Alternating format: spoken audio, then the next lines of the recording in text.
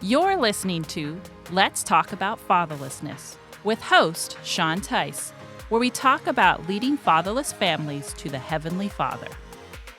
Hey, I'm Sean Teis. Welcome back to Let's Talk About Fatherlessness. I'm excited to have my guest today, Anna Meade Harris. It's great to have you with us today, Anna.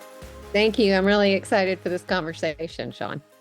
I was told about your book by our mutual friend Lori Apon, and she thought it'd be great, a great guest for our show. And I'm excited, even just looking at the book right now, God's Grace for Every Family, and that's such an incredible topic. I mean, because we all need that, every family. But yours is focused on single parents. And so tell us a little bit about, before we dive into the book, tell us about yourself. Tell us about your ministry and what you're involved in, and how you got to do what you do.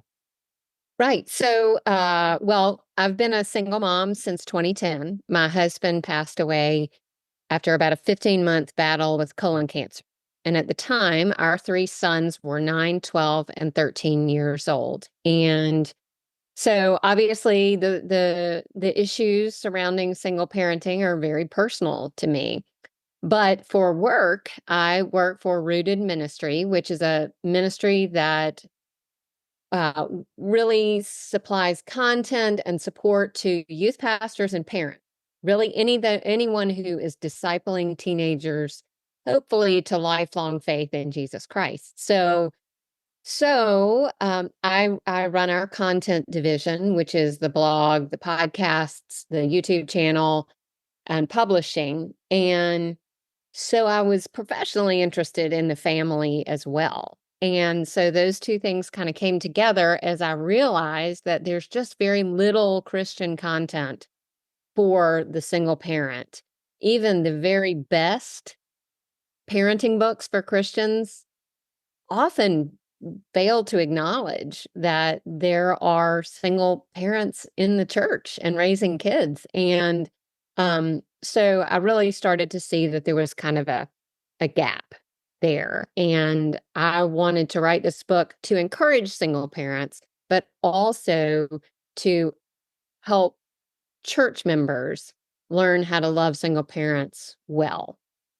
That's wonderful, and it goes right along with what we do. We go and we've spoken in over 200 churches on the issue of fatherlessness, and we try to challenge churches to get involved in visiting the fatherless. We use the verse James 1:27, pure religion and undefiled before God and the Father is this, to visit them. And we try to explain to them the fatherless there. It's talking about a child that's lost a mom or a dad or both. Or it's the widow there is talking about a woman who's lost her husband due to death or abandonment. And we try to tell people like, hey, who's that single mom in your circle of influence? Who's that grandparent raising grandkids that's down the street from you? And so we're going right along with what you're saying, is letting the church people know, hey, get involved. And so I love this message. I think that's a great tool. I'm really excited about this new book. Tell us more about your story. And before we dive into the book, though, you said your husband passed away, and then I'm sure that was really hard. Can you tell us about some of the ways that you healed through that? Just to encourage other single moms out there, widows out there that may be going through it right now. We have friends and people we know that they're going through that, and it's even more fresh for them because it's happened recently. Would you tell us about how you were able to overcome? Well, for a long time, I didn't feel like we would. Mm. I felt very ill-equipped to parent on my own. I think married parents realize what a challenge it is to raise kids and to do it well and to teach them to learn to love Jesus, especially in the culture that we have now. And so when I found myself parenting alone, it was beyond daunting, and I really was confronted with all the ways in which I was not enough Mm.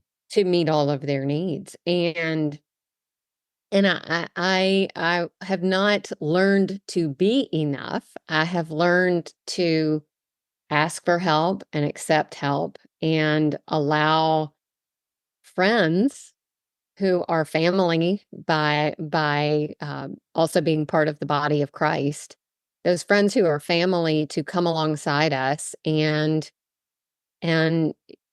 care for our family in really personal ways. When you talk about visiting, the widow and the orphan and the fatherless. That was something that really happened for us a lot. And that visiting can look a lot of ways, but we were often invited to join in on holiday celebrations with other families, but also just on a Sunday afternoon, come over and swim in their swimming pool and grill out. Um, and just participate in the everyday life of other families. Nothing special, nothing flashy, nothing dramatic, but people in our church and Christians in other churches too. You don't have to limit it to those who are actually in the congregation with you. Mhm. Uh, reached out to us and really enfolded our family into theirs. Got to know my kids as well as me. So by coming close and just making friends, they began to see what the needs were and learn how to meet them as one friend would for another. For example, all three of my sons were offered summer jobs, That's great. from a couple from members of our congregation, another member of another congregation, but they knew they could see a need. These kids are 15, 16, 17, they need summer jobs. Why don't they come work with me? And then they have an opportunity to really develop a relationship, teach them something about what it is to have a job. And it took a little pressure off of me because I wasn't standing over them saying, "It's time for you to get a summer job." So that's just one example of a need that they saw, that friends saw in our family. And in seeing the need, I became less lonely. I Mm. became less isolated, knowing that there were people who would help me and people who saw our family and understood what we needed and did what they could to meet us there. Yeah, I love what you said about the job part because that impacted my life. I had Mm. somebody that gave me a job, and then they became basically my second family, Mhm. and it's same thing. And so this couple, Jim and Deb, I started working at their house, doing things for them. Then I started working for Jim's business, in like car washes and air machines and vacuums at Mhm. different gas stations. So I started working with him and doing all this stuff. And so I slowly became part of the family. And there was no blood relation, no marriage relation. I wasn't adopted. I didn't live with them, but it was the fact that I got to spend time with them and I would go to their house for supper after or during work. I would go sit down with them at the table and often. And so that you're speaking about that is definitely I think that's a major thing that people can offer if they have a business in a church, if they have, the capability to employ a fatherless child, then they can mentor them while the kid's making money, and it's a win-win situation. So that's so great. Now do your kids, did they end up working with them long term, or was it just a high school thing, or? Really, well, high school and sometimes summers in college, because the amazing thing is that these relationships have continued. My husband passed away 13 and a half years ago, Mm. and my kids are still friends with these men from our church. I mean, last summer, one of my sons went to an NBA playoff basketball game with one of these men who's been pouring into him. Really, he knew my son before my husband died, and this was just a natural extension of the relationship. But, you know, these men have taken the time to know my sons so that they know what they need, know what they like. This one son loves basketball. He had an opportunity to take my son to see this basketball game, and so he did. This same man gives another one of my sons who really is handy and loves to learn to fix things, and his own dad wasn't around to teach him to fix things. So this man gives my son some kind of tool for Christmas so that and it's a Mm. shared interest That's between cool. him and this man. And yeah, it's he's helping him build a tool chest Wow. just as his own dad might have done. Now, I will say this man's not trying to take the place of my husband who's not here, but he's gotten to know my oldest son, knows he wants to be handy, and is doing what he can to encourage him in that and teach him where he can how to do some things around the house. And it's very organic, it's very natural. There's nothing flashy about it. It's just getting to know the kid and seeing where you can befriend them. And that's how simple it is. I mean, it doesn't have to be super complicated. And I think the devil overcomplicates it where people think, well, I can't be involved. There's nothing I can do. And so that's what we want to challenge people with is you can be involved if you have a business or if you're good at working on certain things, or you know how to do different hobbies, pull these kids into that and help them with it. So I think what this man has done for your sons or different people in your church have done. The problem is what's happening in our nation is there's not a lot of people that are willing to do this. And so like your situation and my situation are pretty unique. There are a lot of people out there trying to do it, but there's still a ton of people out there that could be involved in something like this, but they're not. And so I think this is so inspirational to just Christians that are listening to this. How can I be involved in helping a fatherless family? Well, take what you're good at, take what the resources you have and go invest in them and do what you can. It's not that complicated. So, and I think that's what you're saying, right?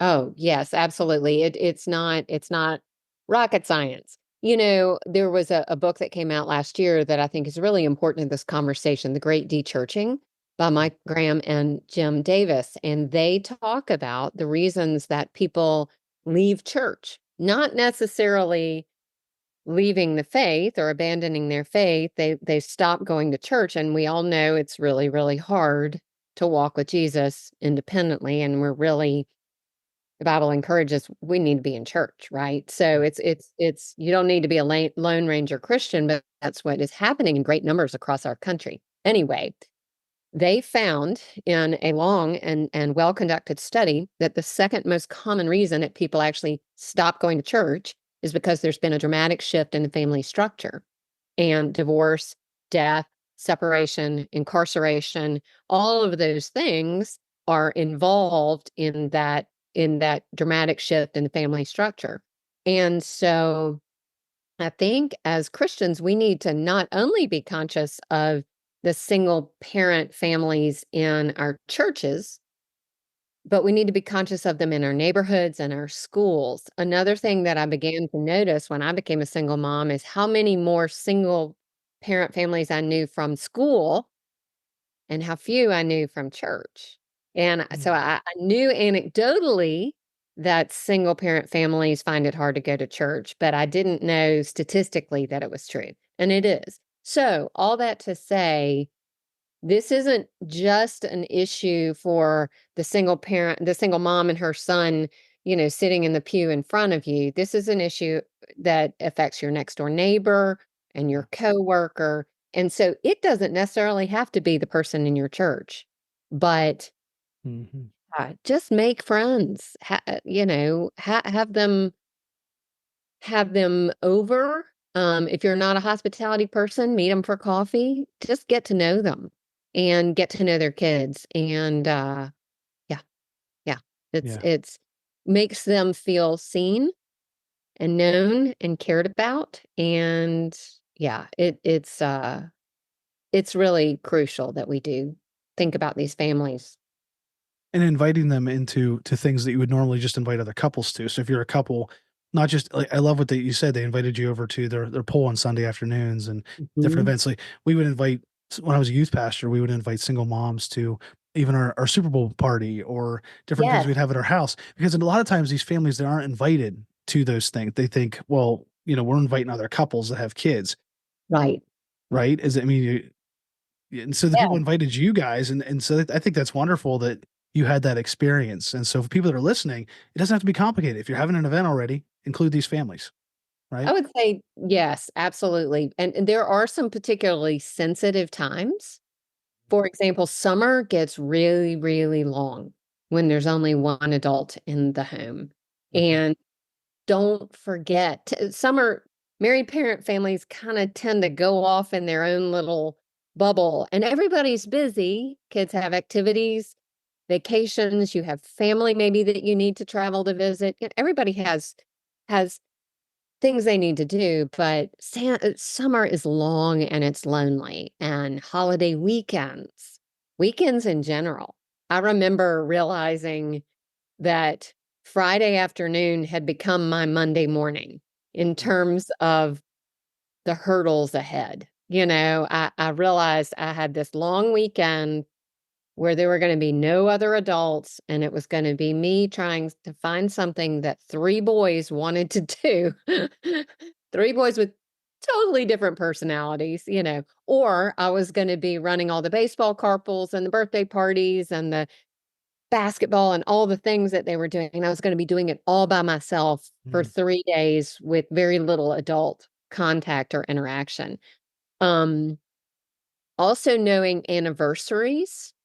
For Yep. example, friends know the anniversary of the day that my husband passed away and reach out to me and reach out to my children, sometimes by text, maybe a phone call, just to mark the occasion. It helps them feel seen. Knowing the day that dad left for good and marking that and just saying, I know today might be a hard day for you and I love you. Um, Anything that you can do to help that child or that parent feel that you're thinking about them and that you care about them and you realize that things are hard. All of those a little bit goes a long way.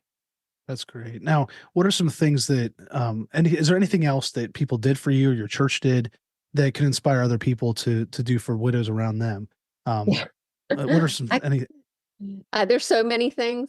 One that meant a lot to me was I absolutely hated teaching my kids to drive a car.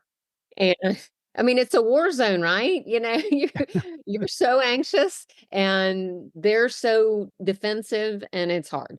Um, and of course I did the lion's share of that, but there were several different friends that took each of my kids and just practiced driving with them on a Sunday afternoon.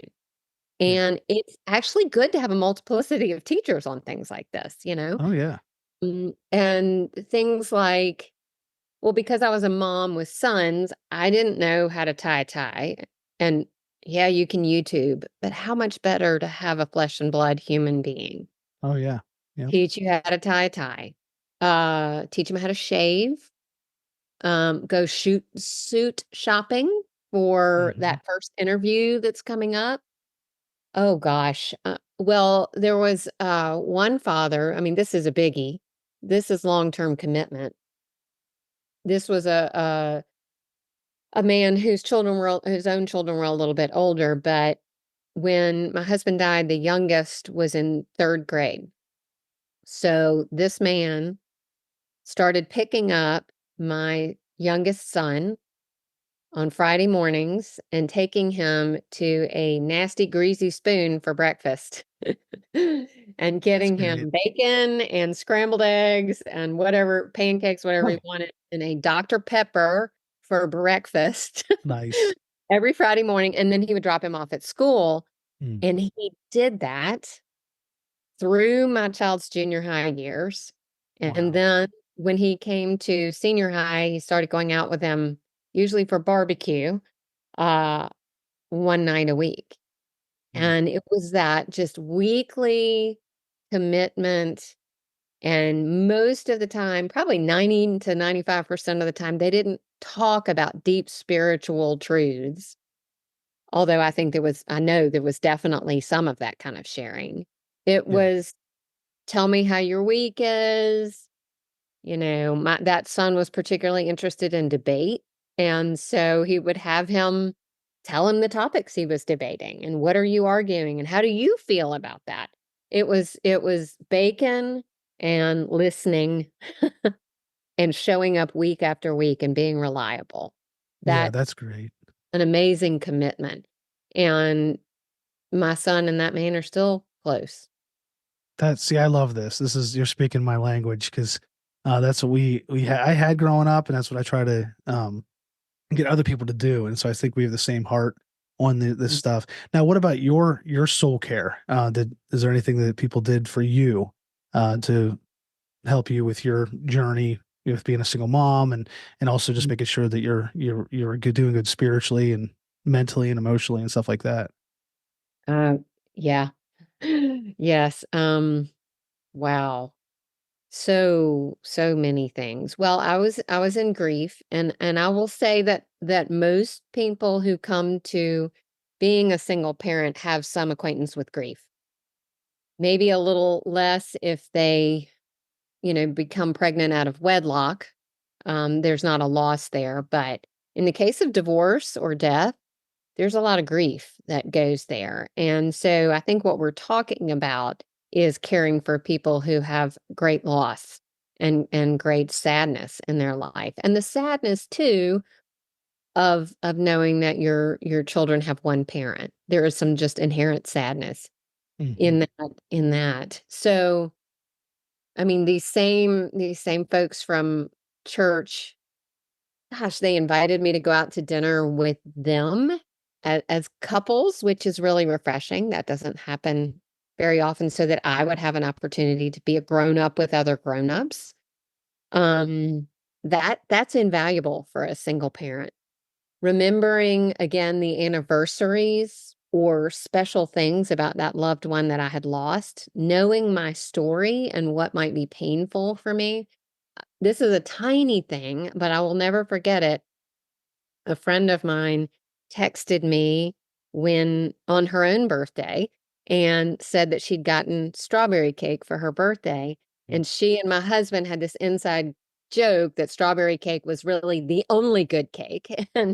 And she just remembered that little detail about my husband and shared that with me. Hey, I'm about to dig into my strawberry cake. And just little tiny nudges like that meant a lot. But gosh, so the youth in our church also were really a part of our healing. There were some really great kids in the senior high when my kids were junior high and elementary school.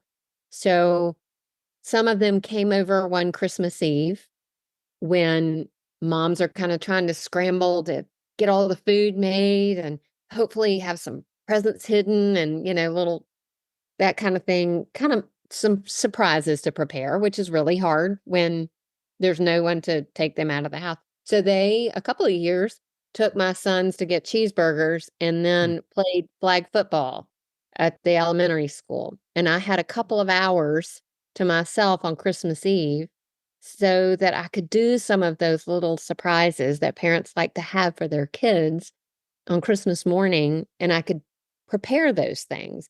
One year, one son got a drum set, and one of those senior high kids came over about 11 o'clock at night and helped me build the drum set. Actually, Oh, he built the drum set. I basically didn't do anything. He built the drum set so that when my son came down on Christmas morning, it was there. mm. And that was just it's again, it's just what might this person need help with? How Yes. can I help? Teaching them how to drive, build the drum set. Those things made me feel loved and less lonely, even though a lot of times they were serving my children. Does that make sense? I mean, it's true for any parent Yeah, that loving their child is the most wonderful thing that you can do for them. it's true. And when I'm sitting at uh, a speaking event for my child that was the debater or a basketball game, and someone from church who's not connected to the team at all comes and sits down next to me, and they just came to watch your child play because they love your kid. And they're sitting there talking with you, getting to, hanging out with you in the stands. Yeah, that speaks volumes. That speaks It's volumes. That's great. Just being involved. I was just talking to a pastor this morning that's working with two teenage boys, and he's like trying to figure out how do I relate to them, because he said he grew up from a good home. He had a good dad. Yeah. And so I said, well, just think about how the things that they're missing out on not having a dad in their life, and to do what you can to try to fill some of those holes. And I mean, Mhm. that's really what we can do. I mean, you can't do everything for a fatherless family, but you just do what you can with the resources you have and the time you have. And so I think this is great. You've given some really valuable insights, and hopefully the people listening will be able to click from that and say, okay, what can I do to help these families? Now let's jump into your book. We have about 10 minutes left, so I'd love to talk about your book and share the goal of it, and just let's just break it down a little bit for individuals listening, but also for churches. I know you said it could be a resource for people in churches. So tell us more about your book. So really what I began to do as I got to know other single parents and then actually began to consciously interview them because I wanted to see what the stories were, but also what we had in common and what the differences were. So I began to identify some commonalities, even though sometimes the stories were radically different. What are some things that are struggles for everyone but are amplified when you're a Yeah. single parent? And so each chapter, or most of the chapters, focus on the way God meets us in that deficit or in that challenge. So I am speaking in each chapter to the faithfulness of God. So I'm speaking to the single parent, but I'm also inviting the church member to listen in on what the needs are. And then at the end of each chapter, about half the chapter is how can the church come alongside and help. So, for example, God's courage and our fear, God's comfort and our grief, God's strength and our exhaustion, God's Mm. presence in our loneliness, protection in our vulnerability. All of these common things that single parent families feel. Maybe not every, a single dad may not feel as vulnerable as a single mom does. Someone who has lot of financial resources may not feel as vulnerable as someone who doesn't. But by and large, these are common threads. And then so I look at the scripture and talk about how God meets us in these needs. But then I turn to the church member and I say, this is how you can come alongside the single parent and be a part of the body, bringing some healing and comfort and support to this parent and their kids. Now tell us, let's go look at some of these chapters. I mean, I see God's presence in our loneliness. I know that would speak to most single parents. They the loneliness is a big issue. So tell us about that. Tell us what some of the things you cover in that chapter. Just trying to kind of give people a little teaser of what the content would be. Well, I talk about how no one's ever been lonelier than Jesus was on the cross, Mm, how he willingly walked into separation from God, which he had enjoyed, he's outside of time forever and ever and yeah. ever. And he willingly endured that. And so we can know that Jesus knows what it feels like and that he will never, ever abandon us. And then I talk about union with Christ Mm, and what that means for the believer, the way that we have the Holy Spirit with us always guiding and making his presence known, and how do we practice the presence of God. And then what it means for the church. We have this verse, Psalm 68:6, God sets the lonely in families. And we quote that, but what does that mean? I think it means first acknowledging that every single one of us knows what loneliness feels like, whether yeah. we're married or not. And so this is actually something we have in common. And in reaching out to a lonely person, you're actually doing some work to alleviate your own loneliness. And so then I move into talking about hospitality and what that does and doesn't mean. For example, it does not mean that your house needs to be ready for a magazine photo shoot before you invite someone over. Yeah. Hospitality is really about welcome. And so it doesn't even have to be in your own home in Mhm. order to make someone feel welcome. And, you can go for a walk together. Obviously, Yeah. inviting someone into a home is useful, but it's not the only way. And then I do in this chapter go and talk about some of those lonely times that we talked about, evenings, summertime, Sundays can be quite lonely because Mm. a single parent family can feel very awkward at church, surrounded by what appears to be all these perfect, happy families. And being aware that getting to church is harder for the single parent. Just, it's hard for all parents to round everybody up and get actual clothes on their body and get them in the car and all that business. But it's doubly hard for the single parent, and acknowledging that they still may not feel super comfortable once they get there. As good as my church was, I still felt awkward sometimes when you hear an announcement from the pulpit about the upcoming family retreat and someone says, so excited about the retreat. We've had 37 couples sign up already. Yeah. And you immediately think, okay, where am I going to stay at the retreat? And are there going to be any programs or for me? And what about my kids? Are they going to feel weird because their dad's not there? And then you think, that's probably not for us. And that's a Yeah. shame. That's Yes. a shame. I share in the book that right after my husband died, one of my children said, does this mean we're not a family anymore? And Mm. I think we really need to pay attention to this thought that is, I think a little more common in the church. And it is God's design that there are two parents. I mean, God did it that way because that's what's needed is two parents. Um, but single parent families are families. Absolutely, they're families. And so we need to recognize and value them as such. Mm.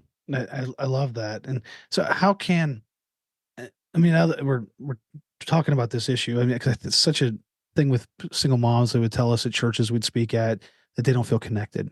So how can churches help single moms feel more connected? Any practical tips for that? That just things that you could say to pastors or church people? I would say you kind of got to do two things at once. You got to acknowledge that their situation is different and their circumstances are not like the married parent families. They may need more support. They may need some community with other single parents. And yet, they really, really need to be accepted as full members of the Yeah. church. It's a tension, right? Because you want to develop a single mom ministry, but at the same time, what they really need is to be enfolded with everybody else. And so I would say in my experience, it's more helpful not to be segregated. I can make friends with other single moms, but it's much harder for me to enter into friendships with couples that I don't already know. And I, as a mom raising boys, really needed some men Yeah. as well as their wives to Mhm. be friends with. So I would say getting to know that single mom or dad. Well, I guess this podcast is more for single moms, but um and knowing what they need more. Do they need the company of other single moms more, or do they need, well, they definitely need to feel a part of regular small groups, Sunday school classes. I talked to one dad, for example, who wanted to join a small group. He was divorced, he was sharing custody 50-50, and there was no small group that included children at that time. So this one small group voluntarily changed their meeting time and welcomed children Mm. and had it sort of set up so some older teenagers watched the children. And so now they have a completely different small group experience. And his kids come with him when he goes and they don't come with him when he doesn't have them. But it was such a radical act of love to change the structure of the small group so this guy could bring his kids. And what's also happened because the kids are there is that the adults have gotten to know those kids. Yeah. And some of that mentoring that we were talking about has happened, and those friendships have grown up. And that's such a loving thing to do, to think outside of the box and say, well, what does this family need? And it turns out to be a blessing for all the other families too. Nobody else has to go find a babysitter anymore. Yeah. So they leave their kids at home. So that's just an example. You get to know them. What does this family need? What do these kids need? What does this parent need? And ask the Holy Spirit how to help you meet them. That's so good. That's so good. Well, we're about to wrap up. We have about 2 minutes left. I want to ask you in a minute where we can find your book and your ministry. But before I do, there's one part in the book here. It says "Afterword" by Mac Harris, single parented. Can you just touch on that real quick and tell us what that's about? Yeah, I'm gonna try not to cry. My oldest son wrote that chapter, and if you want to read any chapter of the book, read that book because he talks about his experience being raised by a single mom, and in particular, how people loved him well, Mm. and it's really beautiful. And he obviously misses his dad and longs for his dad, and yet he has a full and thriving life. He's actually a youth minister. That's great. And yeah, and does a lot of sitting with kids who have parents that are divorcing or a parent that's very ill or has passed away. And so God doesn't waste our suffering, and he's really seen that. We'll have to have him on the show sometime and interview him as well. Now, we have about a minute left. Just tell us where they can find your book and they can find more information about you. Yes, well, you can go to Amazon or Zondervan Reflective to find the book. Westminster Books is also going to have it. You'll be able to find it any one of those ways. Hopefully in your bookstore, Barnes & Noble, Target. Yeah, so that's been fun to see. I want this to be a conversation for the church. So, and then I'm at www.rootedministry.com. And I highly recommend our website for resources for youth pastors and parents and single parents. Okay. Well, thank you so much, Anna. Thanks for being on with us. We really appreciate it. Thank you, Sean. Hey, thanks for checking out this episode of Let's Talk About Fatherlessness. We want to now challenge you to take the next step by either starting a single mom community group in your church or with your ministry, or by joining our network of God is My Dad churches and ministries. Isn't it a great experience to be able to start a single mom community group? Yeah, and it's just, if you talk to single moms, a lot of times what they'll tell you is the one thing they're lacking is that community, just a group that they can go in and they know there's no judgment. Everyone may not have the same situation. Everyone doesn't know what they're going through, but they can go in and they know there's no judgment. And it takes that kind of that restriction and that wall down for them so that they can share and then that they can grow in Christ. And our single mom community groups are a wonderful ministry. And if your church can start one, we'd love to have you. We can help you get set up. We have the curriculum and all the resources you need. If you can't start one, we'd love to have you start by joining our network of churches and ministries, our God is My Dad network of churches and ministries, where you can get your church or your ministry on our map, and people can find you and find your ministry in your church so that they can get plugged into your church or ministry locally. So check that out. You can find all these resources at lifefactors.org. We have books, we have all kinds of content on there at lifefactors.org. Check it out today.